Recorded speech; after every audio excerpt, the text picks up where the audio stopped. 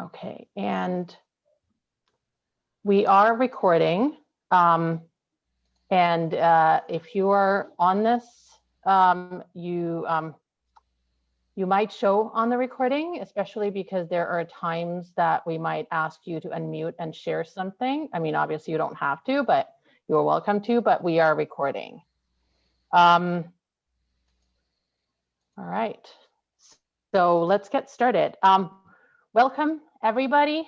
As many of you know, my name is Stina Olsen, and I am your friendly Lake Washington PTSA Council Special Education Group Meetings Coordinator. Our chair is Floral Spate, who is here, and our meetings coordinator is Maria Bogic. And as I said, if more people are still showing up, we are recording. You're aware of that. And so today we're here for partnerships to support active engagement for inclusive environments, the virtual edition. And I am so very excited about this presentation because really this is a celebration of something that we were just about to celebrate when COVID hit. So the press release kind of got lost in everything that started happening in Washington and especially in Kirkland. And this never, there was never fully the joy that should have been in what happened. And what happened is that this work came about with the Tice Center, first in Washington State and then in Lake Washington School District. And the drivers in the school district, I think both of them are here, are Mike Van Orten and Shannon Hitch. If you can like put your cameras on, take a bow, do like a royal wave. And we hope that now that people know that this work has been ongoing for almost a year, that we can really start to celebrate this regardless of where we are right now. And this sort of the way that I'm tying this in, that here we are celebrating this important work that's happening in the state and in the district. And what we're going to do tonight, hopefully, is apply that work to this predicament / opportunity that we are in, which is pandemic schooling. So welcome. We can go on to introductions. Hello, everyone. I'm Terry Vandercook, and I serve as the Assistant Director of the Tice Center, and I'm really pleased to be with you tonight. And as I just said, I'm Stina Olsen, and when I'm not doing the PTSA thing, I am involved in this work in the district as a parent. I'm also on the state advisory, and then I co-run a stakeholder nonprofit, Inclusion for All. I'm Jessica Bowman, and I'm at the Tice Center at the University of Minnesota. Great. Hi, everyone. I'm Cassie Martin. I'm at the University of Washington Herring Center for Inclusive Education, and I have the honor of partnering with Tice on this work, and I'd like to give them a shout out because we should name this after 9:00 p.m. there, and they're joining us tonight. So we appreciate you pulling a late nighter for all of us here in Washington State. Always will do that. I'm Gail Gear, and I'm with the Tice Center too here in Minnesota. And it's great to be here. So I have the first slide. So let me kind of close this little chat window here so I can actually see the chat slide. Okay. So we want to start we want to just start off by, kind of giving a kind kind of some background on where we are in terms of the state and the Lake Washington County, the Lake Washington School District, so that you kind of have a sense of where we've gone over this past year. And part of it is around the Inclusionary Practice Professional Development Project that the state of Washington is leading the work on. And I would say, just from our knowledge, I would put that as one of the leaders in the country around this work. So that's pretty exciting. But let's take a quick little poll first. So we have our first poll, and we're going to see, oh, wow. So, okay, so you get to vote now, and we want to know, did you know that the Lake Washington School District has a partnership with this statewide and this statewide piece? And have you even heard about this project? So they're kind of the same questions, but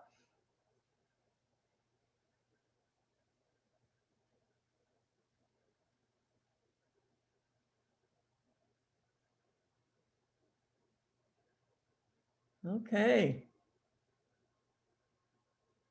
So we almost have just yeah, most people have answered. So yeah, most people on the call have heard about it.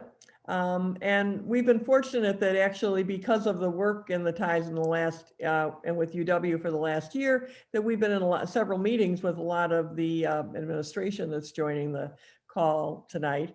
But also, I think that tells us that a lot of parents are starting to hear about it. But if you haven't heard about it, we want you to know about it and then start kind of understanding, hopefully, the long-term impact as the work scales up.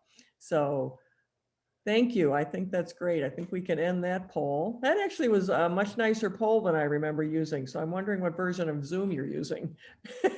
I'm sitting here, you get the eye of the,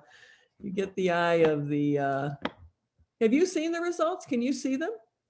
Oh, you can. Okay. I'm just trying to make sure because it says share results. Okay.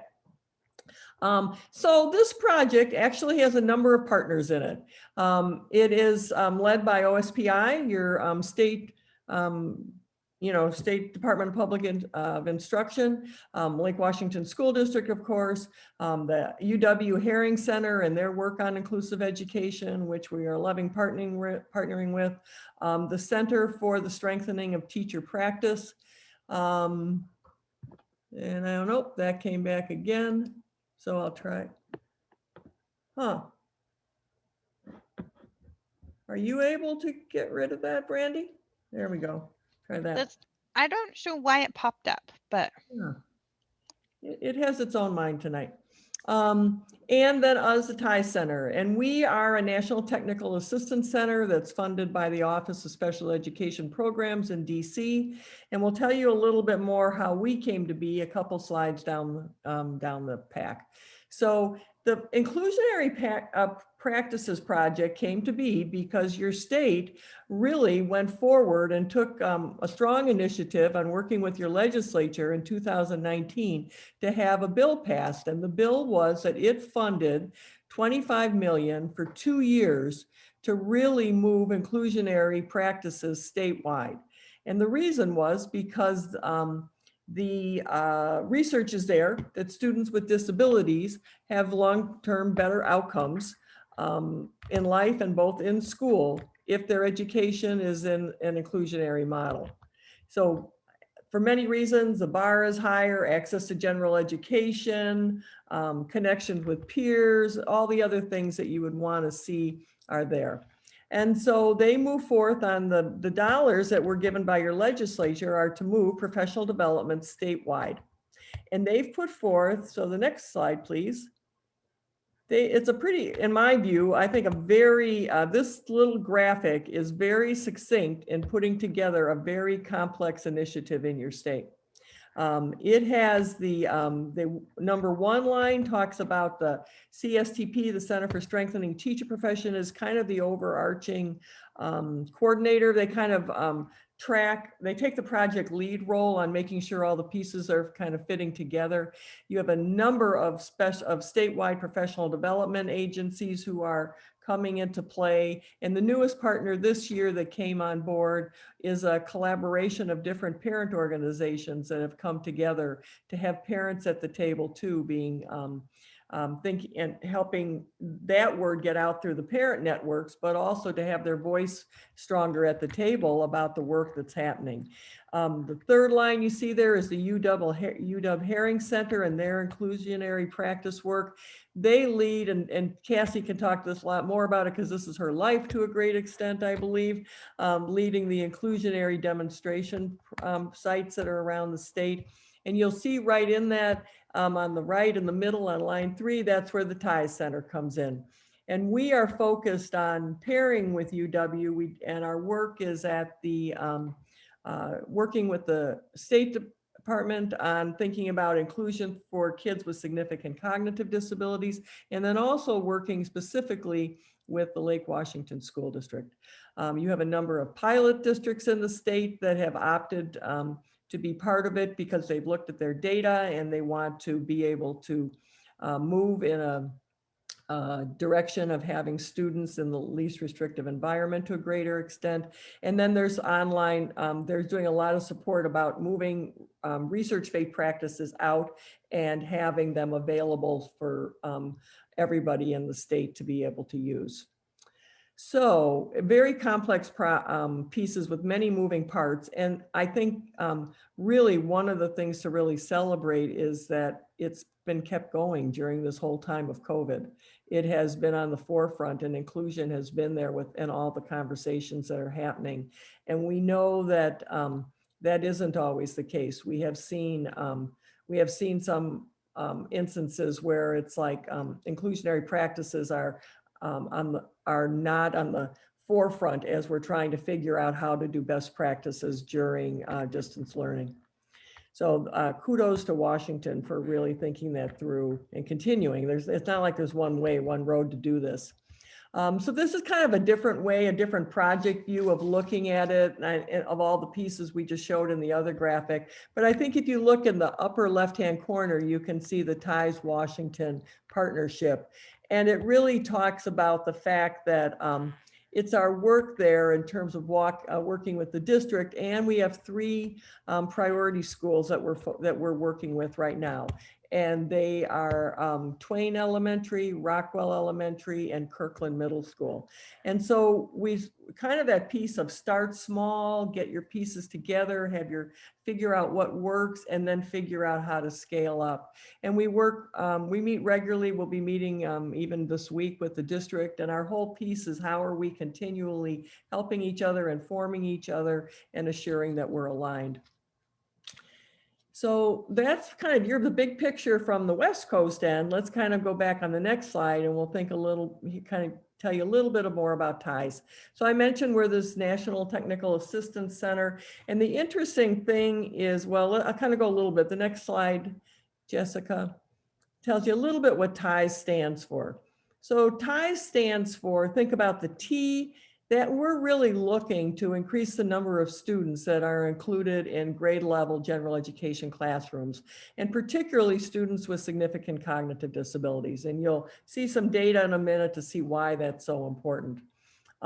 We don't want them just physically included in there. That's the first step. And in some cases we've seen, because of our history, that's almost sometimes the easiest step, because to physically get in the door, but we want that they experience instructional effectiveness while they're there. We want kids to learn. Everybody wants kids to learn.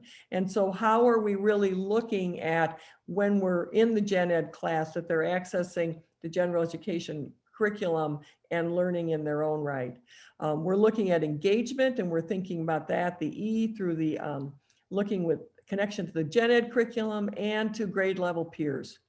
And then finally, the S is support. And that is support both at the state level, the school level, the district level. We're really thinking from a systems perspective. And part of that is because work around inclusion with kids with significant disabilities, this isn't new. I've been in the field for quite a while, and back in the 80s, late 70s, 80s, this was a big push. And we created many solid programs around individual kids, and that were really excellent, but those didn't scale up to large practice, to changing systems. And so our focus is to really be looking at the pieces that fit together and build them up into systems. So the next one, this is really talking about the why. So when you look at the data here, the circle on the left looks at all students with disabilities and to what extent they are included in the general education environment. And the lime green circle are the students who are in general education for 80% or more of the day. And across the country nationally, 63% of the kids with disabilities when this data was pulled were primarily in gen ed. And that has really increased over time. 94-142 IDEA has really moved that forward from where it was. But if on the other circle on the right-hand side, this is looking at just kids with the most significant cognitive disabilities. And what you see is that they are primarily, like almost exclusively, in segregated classrooms, self-contained classrooms, or in segregated schools. And just a very small slice, that lime green is 3% of the kids are in gen ed classes for 80% or more of the day. Yet we know there's a research to practice gap, and the research says is the outcomes, just like other kids with disabilities, are greater when they are in general education for more of the day. So let's see, the next slide. So I'm going to pass this over and to Dinah, and we'll go from there. And keep if you have any questions, please share them in the chat, or we'll talk about them later. Bill, I think this is actually your slide. I think your numbers are one off still. Huh, okay. So, so why was Lake Washington selected for the intensive TA? I think when you look back at it, there is a commitment in your district to many pieces that are really important to creating the positive momentum that's happening. One of them is a commitment to equity and really looking at equity through a lens that is really expansive, and it includes kids with disabilities. And it's really challenging themselves around some of these questions. It was also the commitment to the MTSS, or multi-tiered systems of support.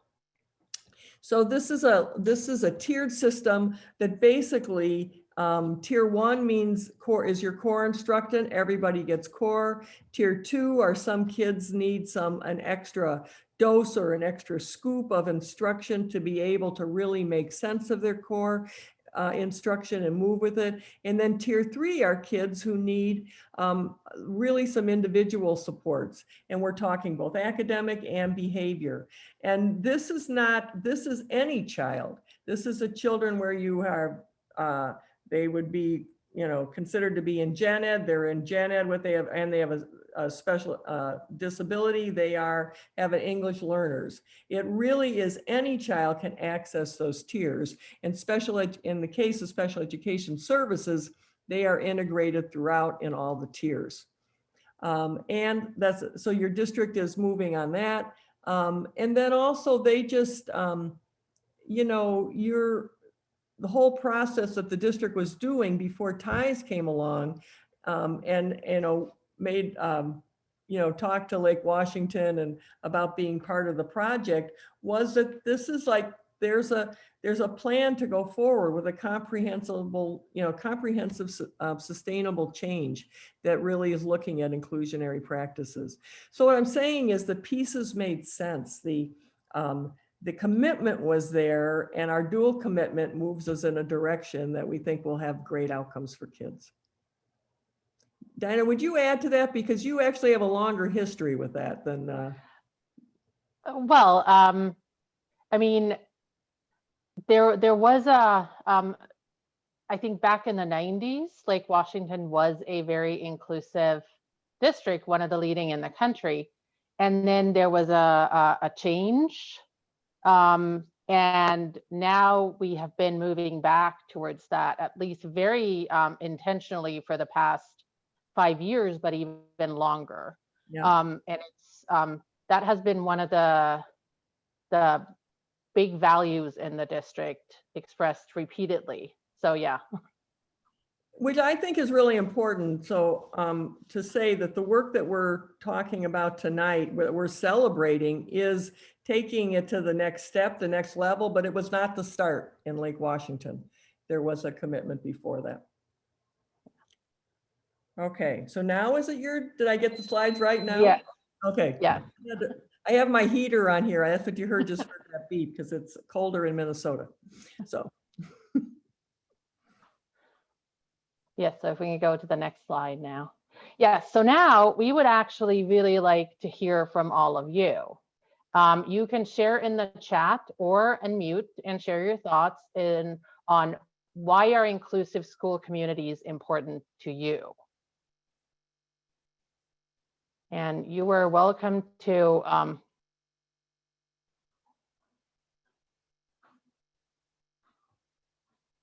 go ahead and unmute or comment.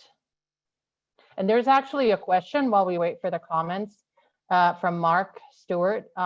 Do we know how much meaningful inclusion was there for the special education students in general education? Were students just in the room, or were they actually being included in the instruction and learning? And I mean, that's always the question. And I think TIES has been struggling with this, or not struggling, but TIES have been developing on how to measure engagement for a while now, correct? I mean, that's a challenge for all kids, regardless of how to, kind of capture engagement, because it's one of those pieces that you can define behaviors, but they're also it's not like an academic test you take and stuff. So, but I think also, I'm trying to go back and look at the question. I think in the research that's been done and stuff, they're looking at outcomes for kids. What were the outcomes that came with being in inclusive environments in terms of progress on state tests, progress on IEP goals, pieces like that. So that was how they were probably looking, and saying, yep, the inclusive environments were stronger. Do you want some And I background think, to the question?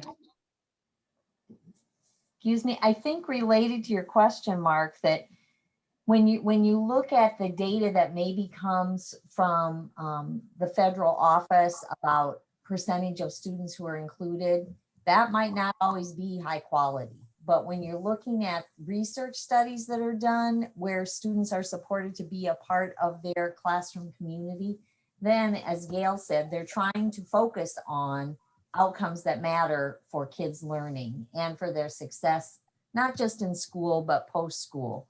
So I would guess it would depend on what data you're looking at as far as the response to your question. We're seeing lots of good comments, why people feel inclusive communities are important. More supportive and positive learning environment for all kids. Laurel says, I want all students to share in their school community and to be valued. Social justice, normalizing disability and destigmatizing, exposure and acceptance, civil and human right to belong and to be valued as you are and for who you are. Somebody says, these are the same people who my student will be in community with after school is over. Inclusion adds to relevancy of the student with peers and the community. Greater understanding and acceptance of human diversity among all kids and teachers. These are great comments, people. You all believe in it. Interacting with an accurate representation of the community we live in. Let me see. Oh, somebody says that their son was in a separate school, and until recently, part-day inclusion in general education was his only chance to interact with peers. This interaction with peers was important to us. And then Jessica says that she wants her kids to grow up in a diverse environment, and these kids don't have disabilities. And so that's an important point of view as well. It's important from all students to learn from each other. And and focusing on abilities, not deficits, improved outcomes for all students. Yeah, this is, you all know what you're talking about. Equity for all community members benefit. Maria says it is a path to building an inclusive society in which disabled kids and later disabled adults are perceived as valuable and full members of their communities, but also teaches them to see themselves as full citizens. And secondly, research, short and long-term outcomes are improved in academic, but also social outcomes for all kids, disabled and non-disabled. To rate. And then Heather still says she wants to change the idea, or it's important to change the idea that students with disabilities are a different community, that they're a part of the same community. Susan wants kids to stay in the neighborhood with friends and siblings. And typical peers learn from and get to know kids with disabilities. So yes, good stuff. Also, because disabled folks want to be included, which yes, that's a huge thing. You can keep those coming. I think we can move to the next slide, which is, yes, this was mentioned, research, supremely important. And I just want to make sure I was supposed to do this slide, correct? I mean, I was just, this will be as a resource for everybody. But clearly, over 80 years of research has shown that placement in the general education setting positively impacts outcomes. And I love it that we're now saying 80 years. And we are really talking about, regardless of the practices, the context, the placement matters. I think that's an important takeaway from this slide. Did you all have something more to say on the slide? I would just add that the most recent one there that came out in 2020 was a great study. It's not huge, but it really, it looked at paired up matched pairs of students who one was in an inclusive setting and one was in a separate setting, and that they went back and looked at their growth over time, and the kids in the inclusive setting showed greater growth in the goals. They were looking at literacy, math, and communication. So it was kind of nice to have that more recent study and have that matched pairs that way. Well, and I think what's powerful about that study is that you could always kind of make the argument that, well, of course, inclusive placements show better outcomes, and that's because kids with more abilities are included, and kids with, you know, a smaller set of abilities are not. But this study, what makes it unique is that they matched them on disability label, gender, their numeracy and literacy levels, and their communication, and like it was like 12 factors that they matched these kids on.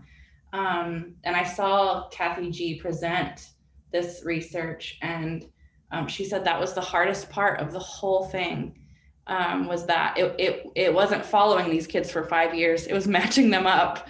So a lot of effort was put into that, and to say that, okay, these kids started at the same place, and kids who were in inclusive settings made significantly more gains than kids in self-contained settings in communication, literacy, and numeracy. And they didn't look at instruction, at the quality of instruction. So yeah, context matters. Maybe in the next slide. Yes, and then there's also where we go from research to social justice. And this sort of idea that inclusive education isn't about some static place where we have to make more room so that more kids can fit in, but it's really about breaking the barriers or dismantling the arbitrary siloing between general education and special education. So it's about changing those structures. And then we can go to the next slide, which I believe is a poll, our second poll. So specific to Washington, like Mark was asking if those previous numbers were for Washington or if they were national, they were national. So where do you think Washington ranks out of 50 states for inclusive practices?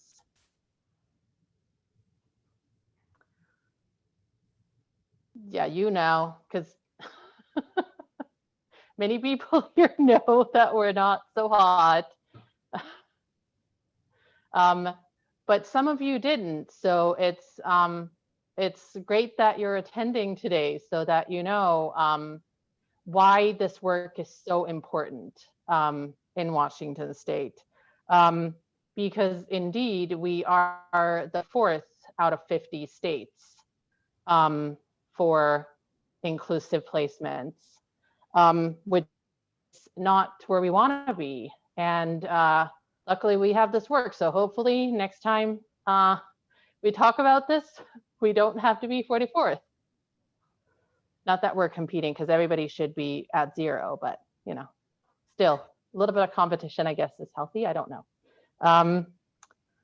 More power to Washington to having used that fact to leverage the importance of the work and get commitment from your legislature to it. Oh yes, absolutely. And then I was not 100% sure if I'm still doing the slide. I'll take this one, Dinah. Okay. Okay, so as I think we really talked about this at the beginning before we even started the presentation. Everybody was sharing what a challenging time this is for everyone. And that's for families, that's for students, that's for educators.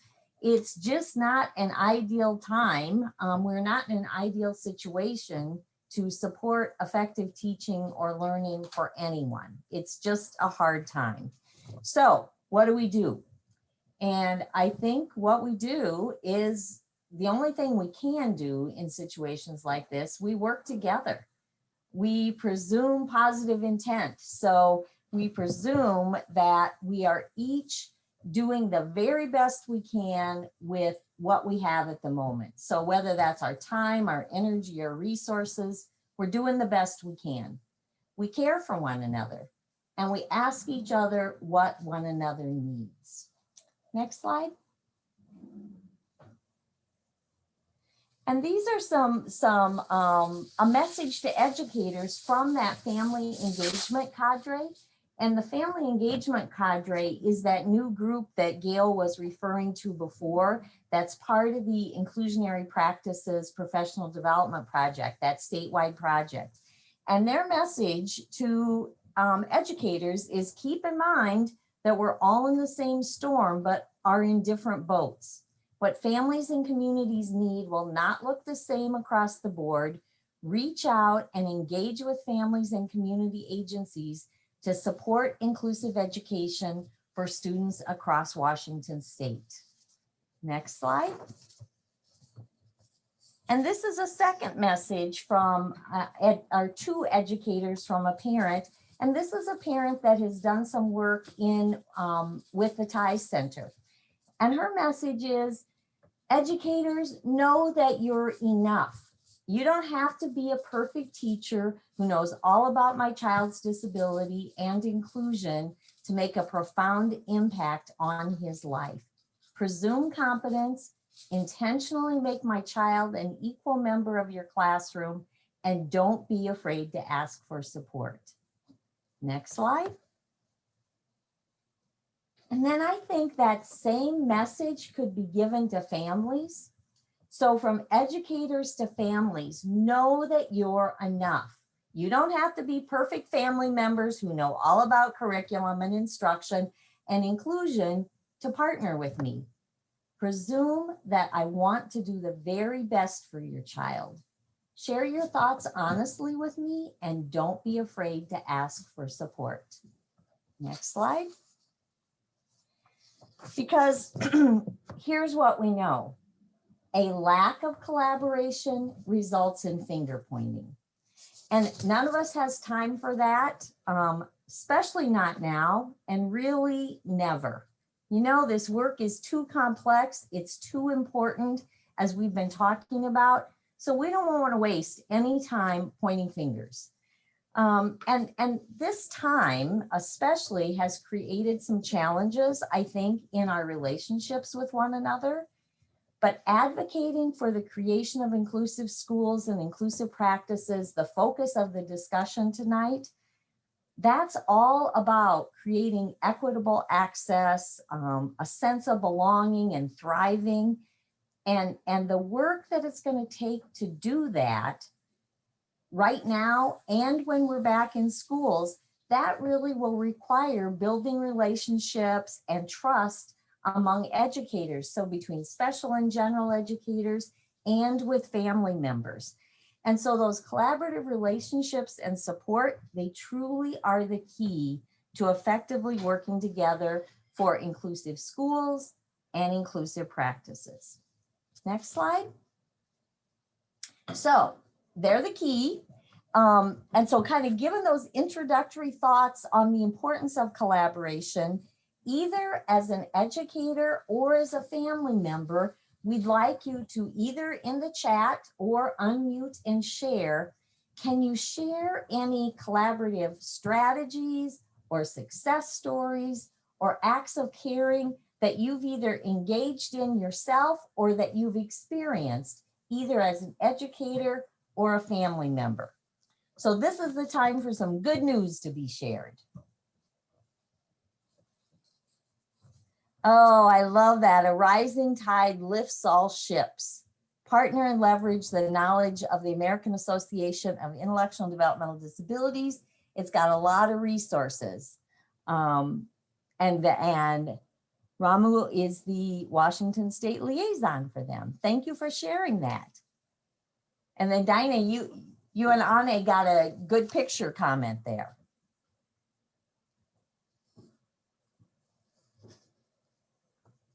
I also understand that sharing the kinds of things we're asking for in this slide, that might be a lot of typing. So please do unmute and share that way as well.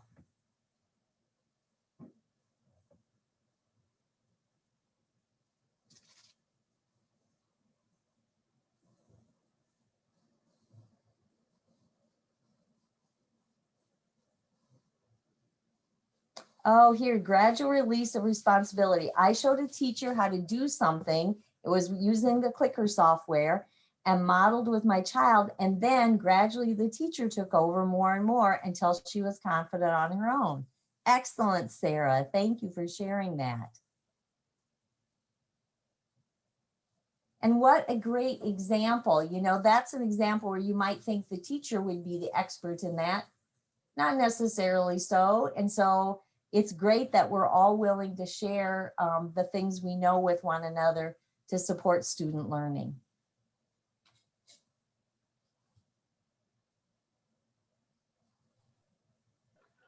I can share something from last spring where I was really struggling with understanding what was supposed to be happening. Like I didn't know if I understood the point of what we were trying to do.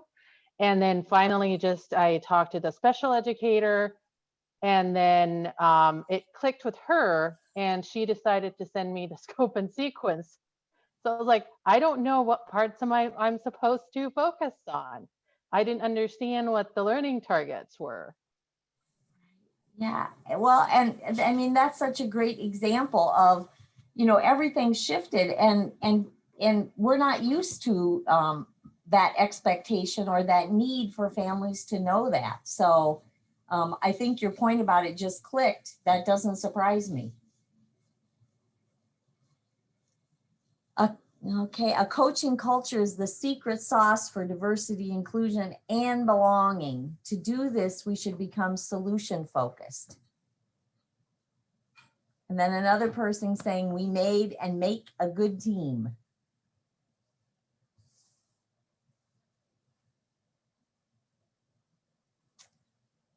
This is a shout out to the teachers at LWHS. They're fantastic. They work together with inclusion to help our daughter and students succeed. And they've done a wonderful job during COVID time and before. And an example from Susan, a para filled the room with my daughter's favorite topic, biology, to create a high interest environment. What a great example. Because high interest, that's a key to engagement, right? Which is the focus, the primary focus of our presentation tonight.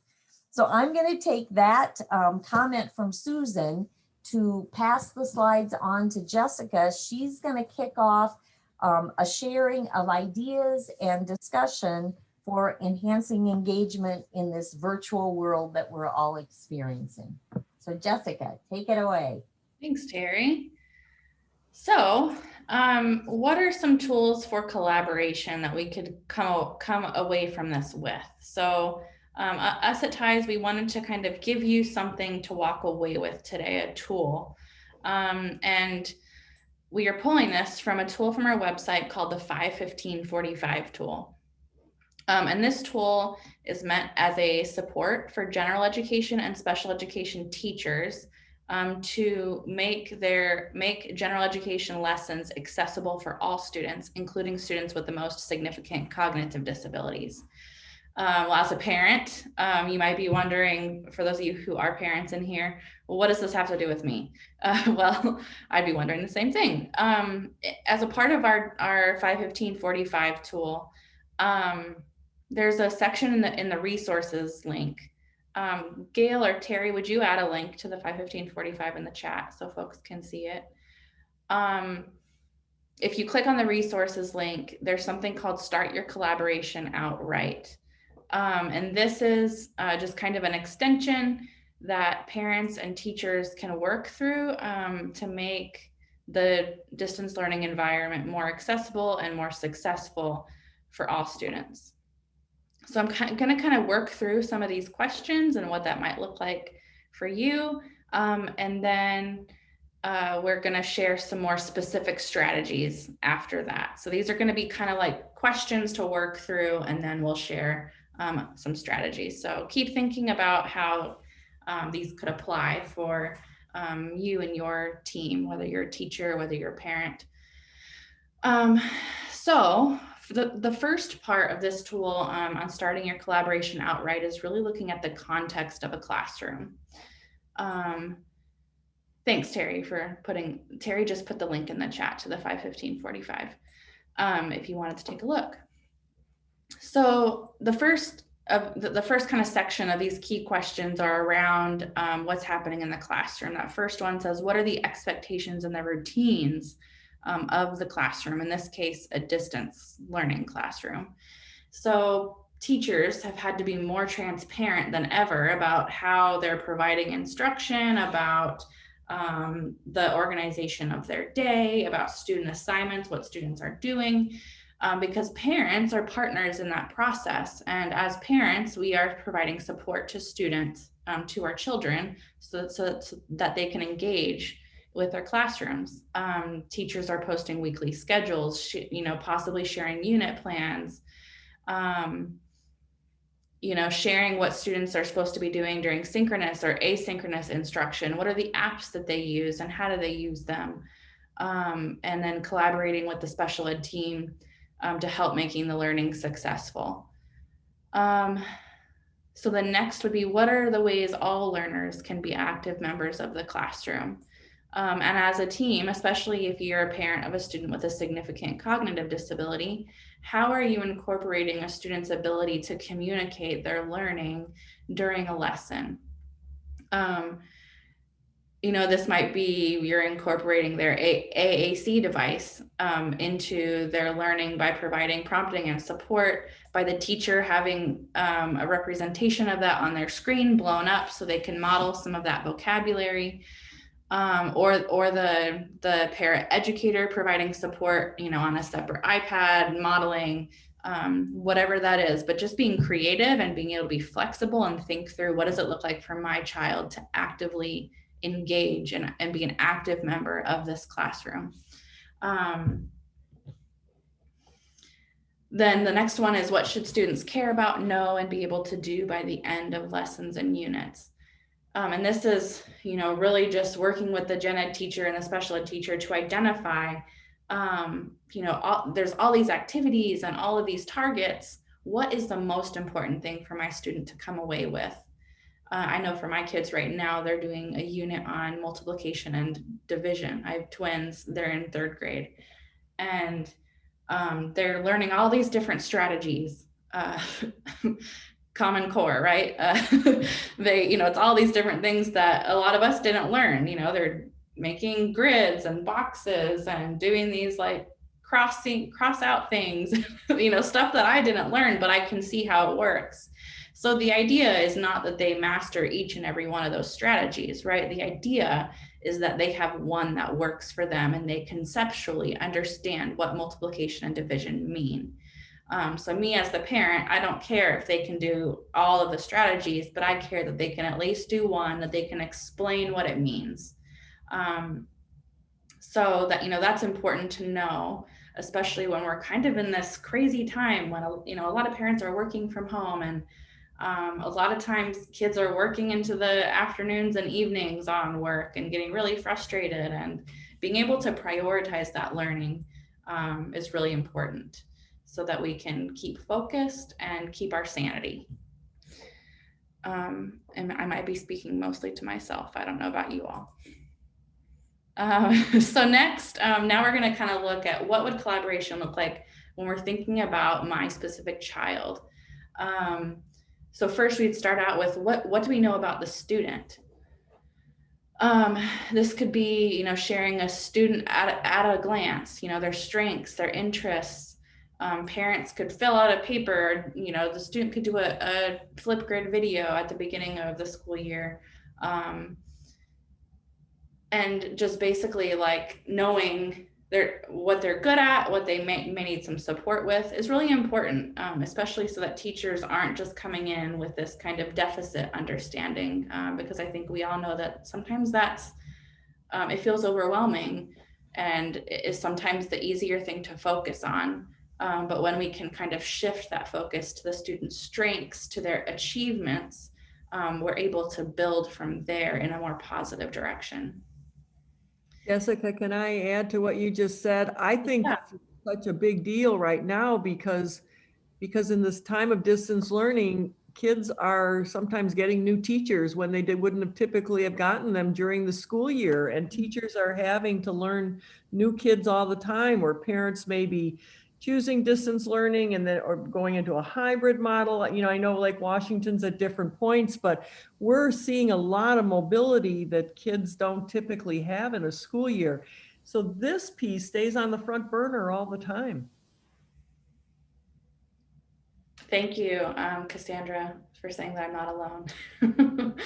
That helps. It's a hard time here in November 17th after all these days of distance learning. But yes, Gail, my own kids their teacher has shifted, and I know that some of your child may be now with a teacher that's not even at their home school. So that, that's really difficult, and there's a lot of change happening. So knowing and building upon their strengths is really important.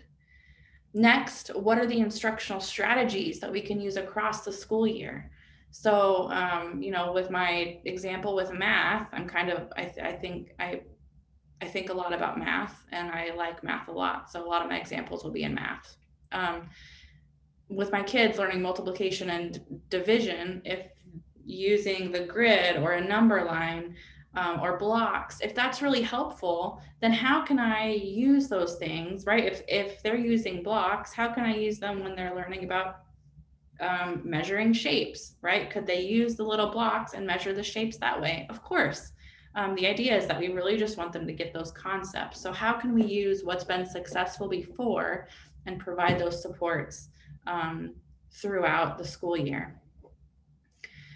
Then lastly on this slide, how can we leverage peer support? And this is really hard with distance learning when kids only have access to each other over the computer.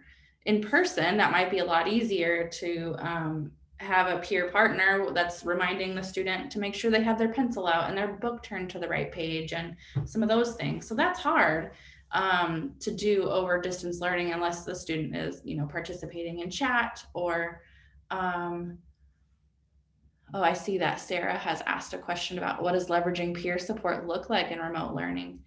That could be peers just having opportunities to learn from each other, where the teacher may not be the one talking on the Zoom call or the Microsoft Teams call, but they're reminding each other of the expectations of the virtual classroom. Like, all right, everyone, make sure that you're on mute. Make sure that you're putting things in chat, helping the teacher to call on other people and things like that. I know.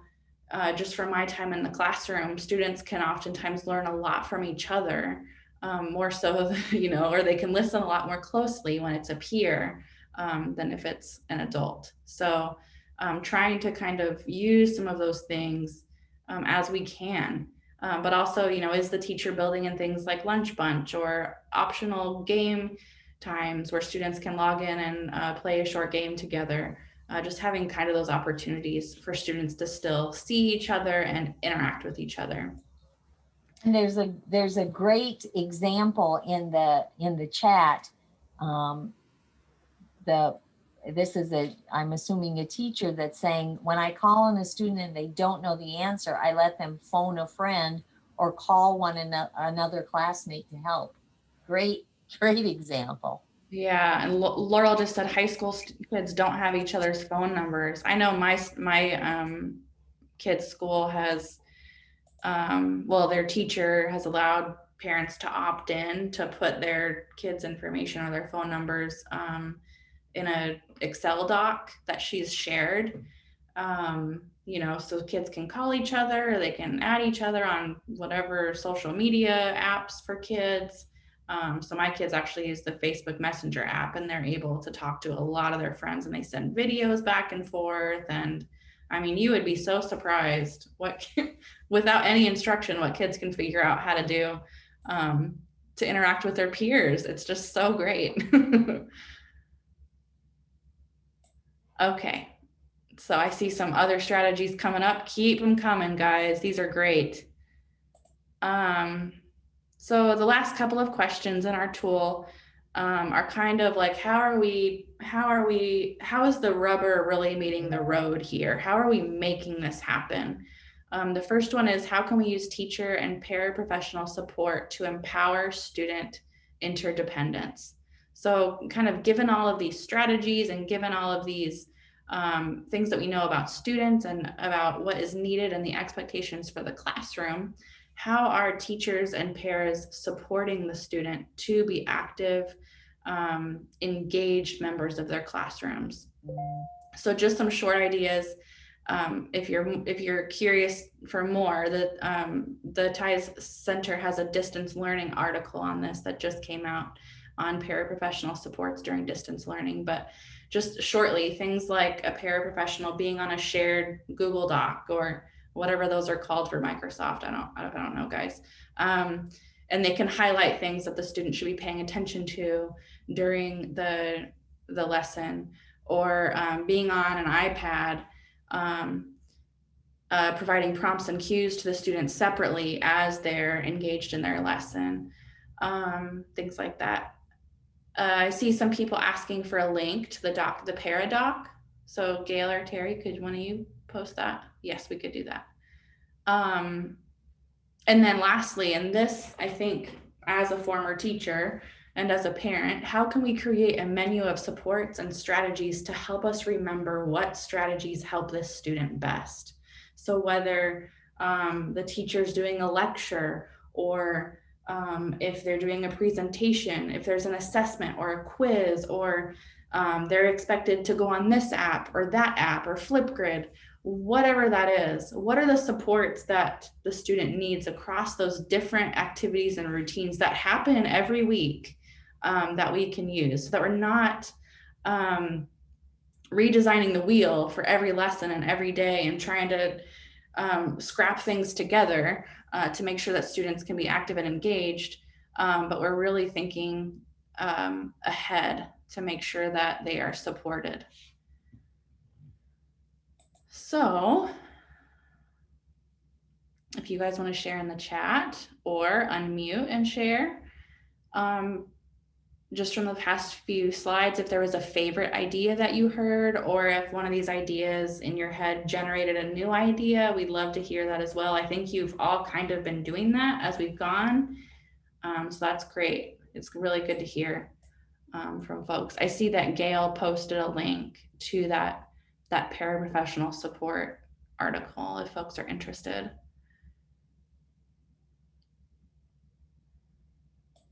Oh, Susan said there's some tech issues where the para can't be on camera without causing issues with the teacher's instruction glitching. That's really frustrating.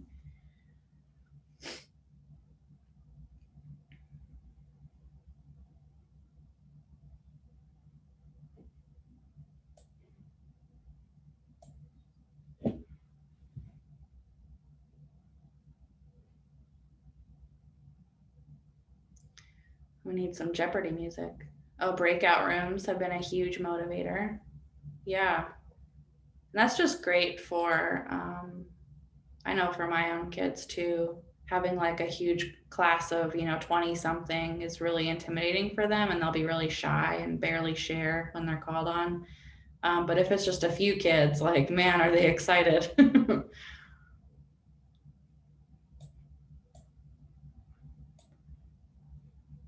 Oh, another about small groups, practicing their goals with embedded instruction. Sharon asked if there's any games that have been successful in engaging elementary kids with their peers. Sharon, I know I've witnessed my kids do a lot of scavenger hunts. So everybody go grab something that makes you feel joy, or what is something that represents what you did this weekend? Stuff like that. I also know from personal experience too, the, oh goodness, what are they called? It'll come to me. There's a brand of games, a Jackbox. There's like these like drawing games where you draw silly things. It costs a little bit of money, but my kids love it. It's called Jackbox games. Oh, whiteboard for Zoom art. Would you rather games? Oh yes, that's great. And that could be with polls too. Oh, I see someone else suggested the scavenger hunt. Yeah, these are awesome, guys. All right, well, keep sharing. Dinah just said 20 questions. Yeah. So there's tons of good ideas. Are they ideal? Do they completely replace face-to-face student interactions? Probably not, but they sure do help. I know my kids feel so much more connected to their school communities with those things and being able to connect with their peers. So now Cassie and Dinah are going to share some strategies around student engagement. Great, thank you, Jessica. Make sure I'm unmuted here. Yep, great. Okay, so, the first thing, we ask these questions when we're thinking about student engagement. And some things to ask, if your child is having difficulty remaining engaged in school is, are those learning intentions clearly communicated to students and to families? So Dinah mentioned that earlier when she was talking about how she didn't understand the scope and sequence of what her child was supposed to be learning, or what were the goals for the learning, or what were the targets for what they were learning. So thinking about how those learning intentions are clearly communicated to students and to families. And know what the purpose of the lesson is in the first place. When we talk about universal design for learning, we're really talking about voice and choice. So giving students a voice, giving them a choice in order to engage them in their learning. And so really thinking about how we're providing those universally designed classrooms so every student has a voice and every student has a choice and some agency over their learning. So, in distance learning, there's several ways to participate, and we need to keep in mind what active participation looks like in distance learning. Are there flexible groupings that allow for students to engage in a variety of ways? and not kind of falling back and relying on just a one-on-one pull-out with a paraprofessional, but thinking about what we talked about before with different breakout rooms, flexible groupings, teacher-led small groups, where there's a variety of different ways that students are able to actively engage and participate. And also thinking about the way that we've been, doing some of this tonight. There's some people who feel much more comfortable using the chat. Some people who want to share in different kinds of ways. So how are we really allowing for active participation to support student strengths and engagement? And really, what does engagement look like? We talked about that a little bit earlier too, and how to capture engagement. So engagement as a definition, it might look different for all students, but all students should have equitable access to core content. So we know that for sure. On to the next slide. We have some examples here too, and these are all practices, good practices for all students, but thinking about being a little bit more deliberate about these for students with disabilities. I'll give some context for a few of these examples that we are providing here. But one of the things, there was a comment in the chat earlier around what about some parents who don't want students in general education classrooms. And part of that is, when we talk about this a lot in our work statewide, in our work in Lake Washington School District, and our work in general, is that inclusion is not a special education initiative. It's a cultural shift and change. So we can't simply change the way we're delivering special education services. We need to think about what teaching and learning looks like in classrooms for general, for it to be more inclusive. So we have these examples that allow for that, but these are not separate examples just for special education students. These are examples that work for everyone. And what you'll see here is these are examples that maybe were tried later, but you think back on it and you think, wow, if we would have used these at the very beginning, how many more students would we have engaged besides this one student who we were trying to engage potentially later on, or these couple of students we were trying to engage later on. So you'll see here, make relevant, there's a pair of socks. I believe this example, I didn't add this picture, but I believe this example comes actually from Dinah's daughter, where I received a panicked phone call from her teacher and paraprofessional saying, we're trying to teach odd and even. We can't figure out a way to do it. We're really struggling. Can you help us figure out a way to do this? And so I was thinking, and I was going through all these different ways of teaching. I actually was drawing out some different diagrams and ideas. And this is one of the things that I just love about my job. One of my favorite things about the work that I do is this creativity, is being solution centered, is thinking outside the box. It's so exciting. And so I started thinking about things in pairs and ways to think about even and odd. And then I thought about a pair of socks. And I was like, okay, so every sock has to have a friend in order for it to be even. And if it's all by itself, it's odd. So if you have two pairs, that would be even, even, odd. And so I went back with, I said, why don't you try this out? And so they tried it out. And Dinah, you can correct me if I'm wrong, but I was told that it actually worked quite well. She has even and odd down now. We're good. She has even and odd down now. Okay, oh, good. We're good. Awesome. So, but you see, but then after the fact, we were able to kind of go back and think, wow, how could have that helped other students in the classroom who are also struggling with that concept? So it's something that we thought about later on that could have been something that maybe if introduced at the very beginning, number one, it's fun, right? It's a fun activity. And number two, it provides some relevance and it's engaging. So just thinking about some of these strategies to use that we add on later on, and those are that we could potentially also do ahead of time. And again, as I already mentioned earlier, kind of that voice and choice, our goal is for students to engage in the curriculum. How they engage in it isn't going to look one way. So if we can provide choices for students to engage in the curriculum in a variety of ways, then there's a higher likelihood that we're going to get greater student engagement. So providing those choices also encourages self-determination, provides some ownership and buy-in. So really making sure that students have choices and looking at it the same way, similar to how Jessica was talking about it before. We want students to learn concepts, but one way may be more salient to their needs. So providing a choice to provide those inroads and to provide that engagement are really important. We already talked about some active participation, and I know that there's been some technology barriers that can get in the way sometimes with some of this, as were noted earlier. And I know that we've tried a lot of different ways to active engage, but making sure that all students have an opportunity to respond to the instruction that's being provided, and that can look a whole variety of ways. So is there a way to do a virtual turn and talk? Again, those breakout rooms we talked about earlier. Thinking about ways to do polling like we are doing just now, or grab an item and share it to show that you're actively participating. So really providing multiple ways for students to engage, and it's not always going to look the same way, but it should be tied into that core content and what they're learning in the classroom, and it should be relevant and meaningful. And finally, I put this picture in here from around self-regulation. So I put this in because, thinking about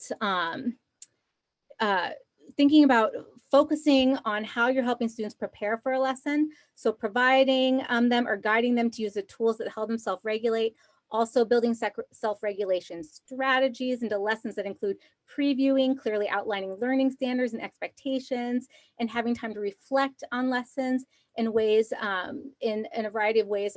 Embed those self-regulation strategies into instruction. So prior to the lesson, letting students know that there's choice embedded within the lesson.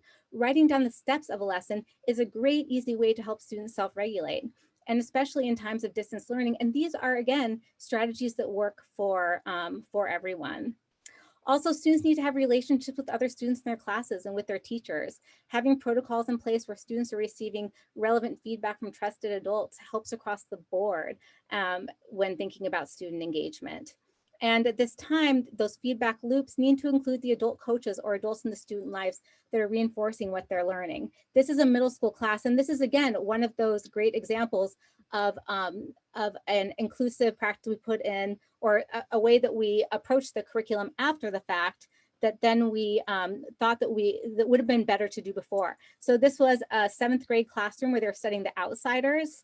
And what I did was I'd found a modified text for the student to help preview the material and pulled out the main ideas from the lecture. So I pulled the main idea from the lecture, I paired it with pictures so she could cue into the lecture and have those main ideas. But what ended up happening was students in her class were surrounding her because they wanted those main ideas for the lessons to help them better engage with the text later on. And then she was able, actually what we ended up doing was she presented those big ideas before to the entire class. And that was something that was really motivating to her, was presenting to the class. So she used her iPad, she inputted them up into Pictello and did voice output and shared it with the rest of the class. And then everyone had those main ideas. So everyone had a starting point where they started together, had those ideas. And I had that under self-regulation because she was prepared, she was ready, she knew what was expected of her, and there were those embedded routines within the class.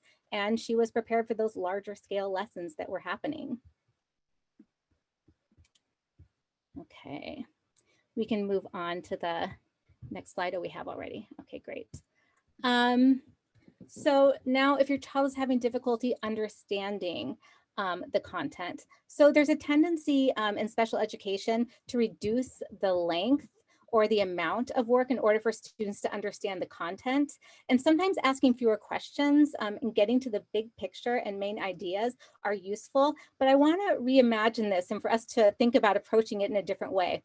What about adding on and adding to increase the understanding for all students and make the content more universally understood? So instead of removing, what we're doing is we're adding in scaffolds and supports that can increase understanding and engagement for all students. So we're keeping in mind that connection between instruction and application.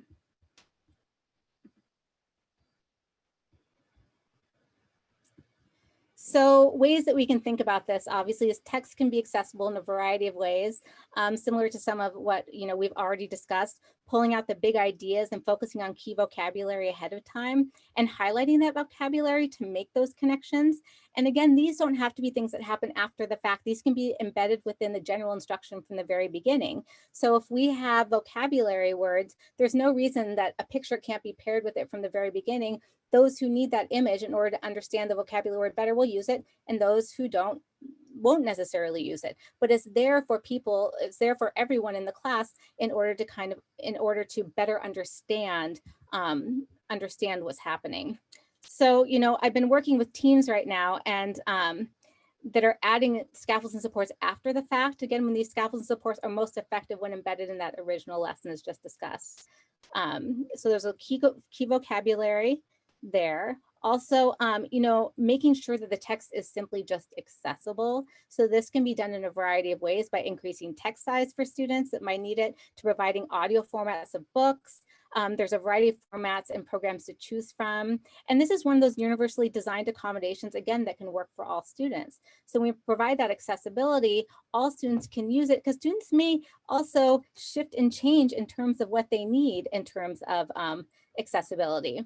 So there are so many different ways to activate background knowledge, allowing for students to use multimedia to introduce them to a new concept, or trying new learnings, trying to learn things or practice things that they've already learned before. So activating that background knowledge by embedding that new content in routines is also helpful.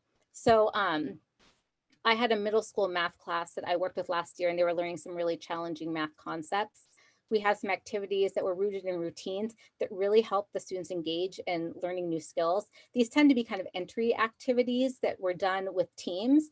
So it utilized the strengths of all members of the group, because we were teaching these new concepts within routines they already knew, and enabled students to feel confident, comfortable, and really focus on the new skills that they were learning, while still utilizing their strengths and allowing for differentiation based on what they were practicing in that math class.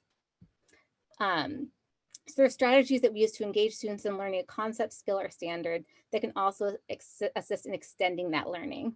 I give the example, you know, kind of right now that we talked about earlier with Aune with the socks. You know, another way to extend those learnings, to transfer it to real life experiences, to think about how do we apply these in different contexts. That's a great extension for all students to think about how applicable all these things are that they're learning across different areas and contexts. I'm just peeking at the chat here, making sure. Thanks, everyone. Made a poster with main characters of a book being read in 5th grade, and the teacher kept up for the whole class. Yeah, and commented on how helpful it was. We find that time and time again, that we put in these scaffolds and supports, and they're really useful and helpful for everyone. I love that. I love that. So, you know, if your child's having difficulty showing what they know, so think about, is there that flexibility in showing? Are there options for physical manipulation? Are they working towards challenging and meaningful personal goals? So what I wanted to kind of focus on right here during this part is keeping in mind that assessments are used to show what students know, and for educators to use that information to shift and change their instruction accordingly. That's what assessments are for. Assessments aren't simply for collecting information to put it away somewhere. It's to use that information to make instructional decisions.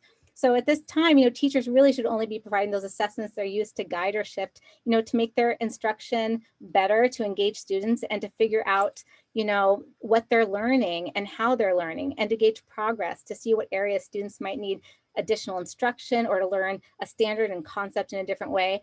I'll tell you that in Lake Washington School District, I've had some really fantastic conversations with educators around the data, around assessment, around you know, creating really innovative tools to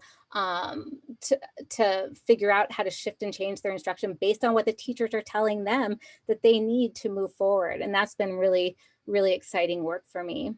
You know, there's a variety of ways that students can show what they know using blended learning approaches, technology. So the question shouldn't be, have they shown me that they know how, but rather, what do I want for them to learn? And how can they show me that they're learning? So sometimes this means offering less formal assessments. If the goal is to assess whether a student has learned specific content or learning standard, this doesn't always require a standard approach. Some questions to ask is whether students have voice and choice to demonstrate what they know, and if there are challenges holding on to new concepts or distractions, how can educators revisit student engagement and understand and explore new strategies, and identify, you know, what are those barriers that are getting in the way? Typically, if you notice one student having difficulty showing what they know, they are not the only one.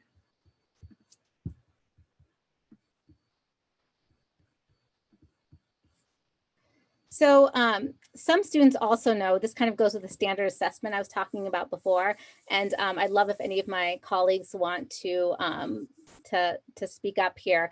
But also some students know when you're asking them to perform kind of about what they know. So again, the question is, how do we engage students to show what they know in a way that's most salient to their needs? Is it by taking incidental data and finding real-time situations to collect that information instead of a prescribed time based on a specific assessment?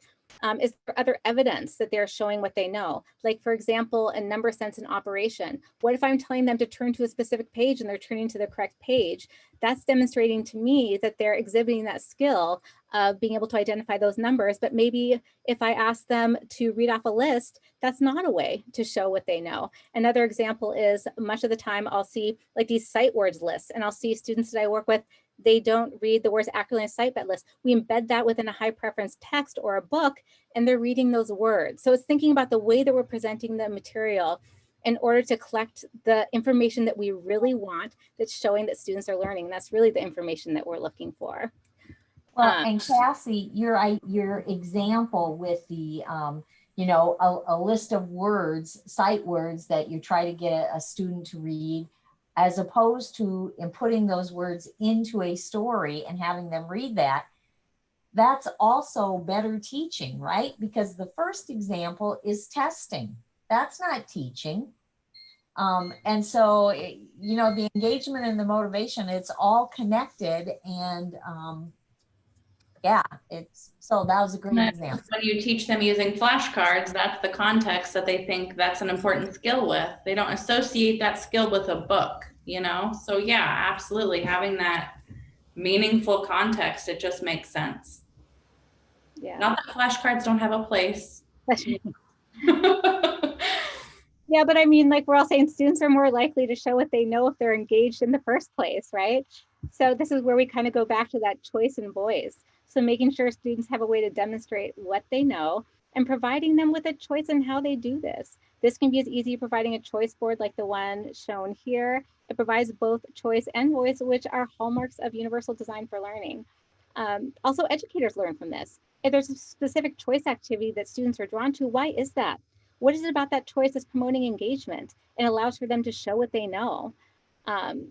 All of these things give us information about how students learn or what barriers might be in the way that we can remove to increase engagement.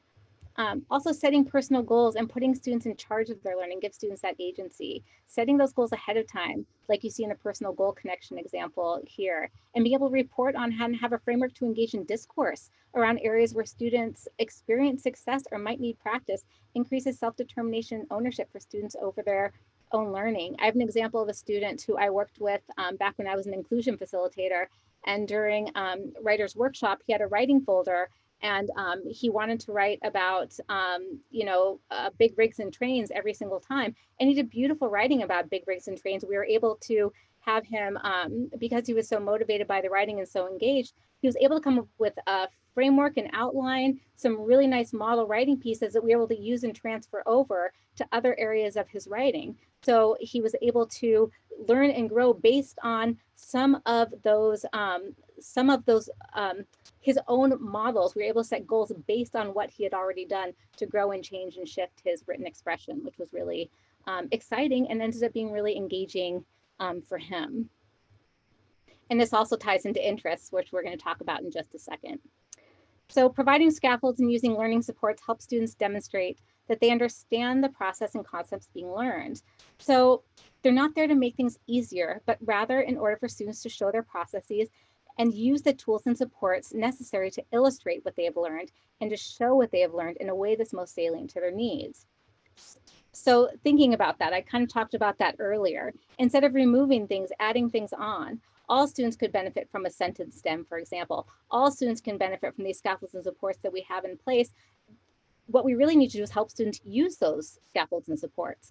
So adding those on and allowing students to use those to show what they know. Sometimes when we remove things, we're actually increasing barriers because we're removing some of that instruction. Where if we can just provide those scaffolds and supports, we're increasing accessibility and allowing for greater engagement.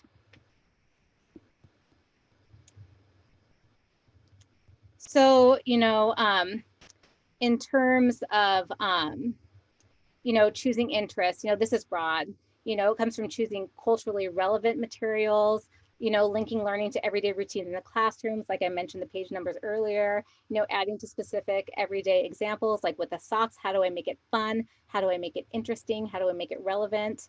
You know, odd and even numbers is a concept that can be difficult to explain, but that every sock needs a pair is a pretty relevant concept and makes sense in terms of learning. And again, it's also fun. So consider those formats that allow students to show what they know, you know, and think about ways that that you can tie in those interests to those curricular materials. And again, this is a strategy that works for everyone.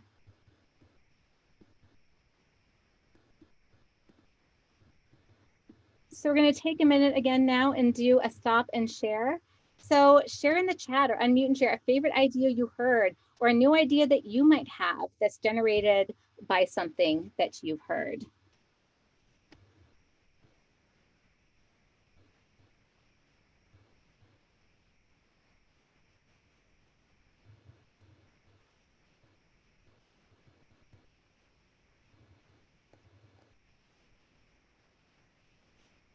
It's maybe giving disabled kids teaching and learning opportunities. Absolutely. And also please feel free to unmute and speak up if that's a way that you feel more comfortable. Yeah, Sarah mentions going back to what Jessica was talking about. You don't have to master all the different strategies, you know, as long as you have one strategy that shows that conceptual understanding. Absolutely. Cassandra, great name. That's my name too. Excited about adding scaffolding rather than reducing expectations of an assignment. Great. We have Alicia speaking up, saying exactly, and giving some comments about around her education journey and some of the practices that she puts in place when she's instructing her students. Using access with high interest, writing to model what to do with the next writing project. Great.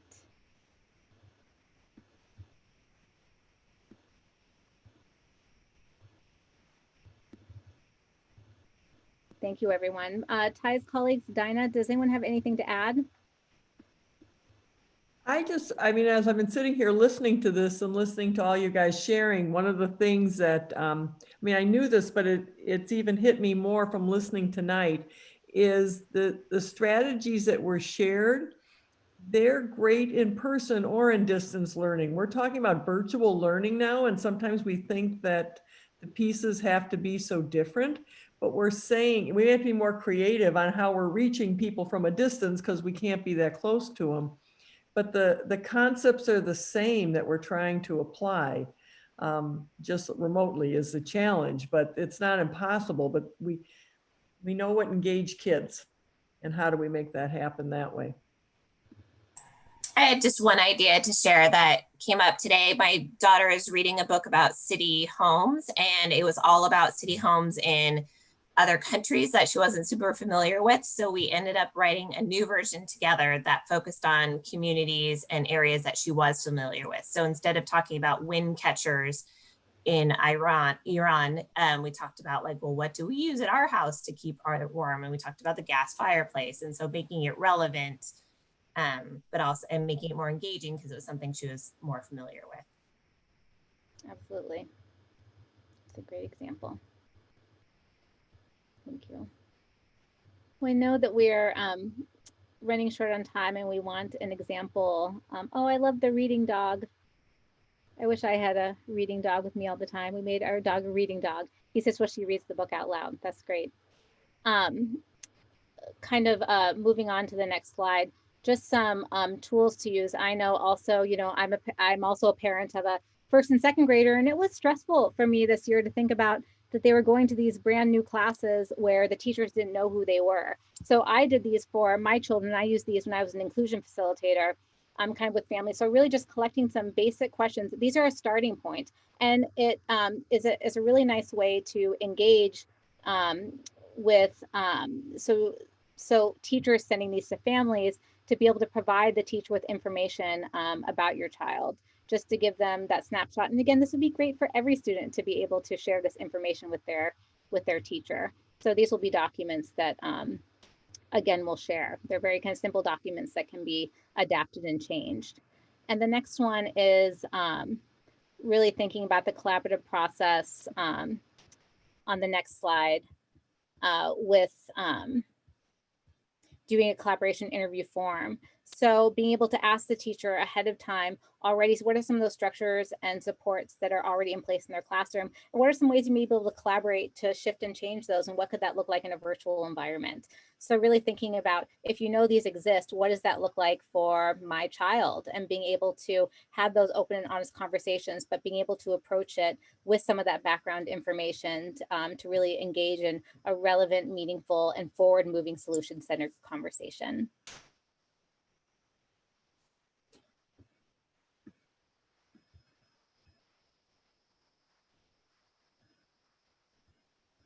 Terry, I'm going to hand it over to you for the wrap up.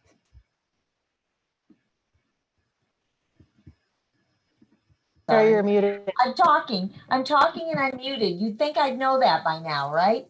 I was trying to find those last two resources that Cassie shared, but we will share them with Dinah and then she can pass them on to you. I just want to thank you so much for your active participation, because to us that just exemplifies your enthusiasm for one another, for your students, for your school community, and that's pretty exciting to be a part of partnering with you when that's your mindset. So it was just a pleasure to have the opportunity to connect with you tonight.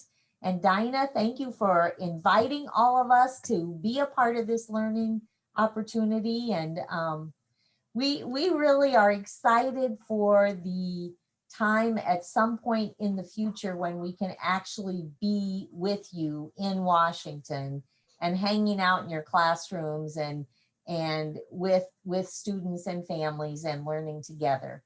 But for now, this is a good substitute. And again, we just really appreciate the opportunity. So thank you so much. Yeah. Thank you so much for being here today at this midnight presentation for you. We really appreciate this.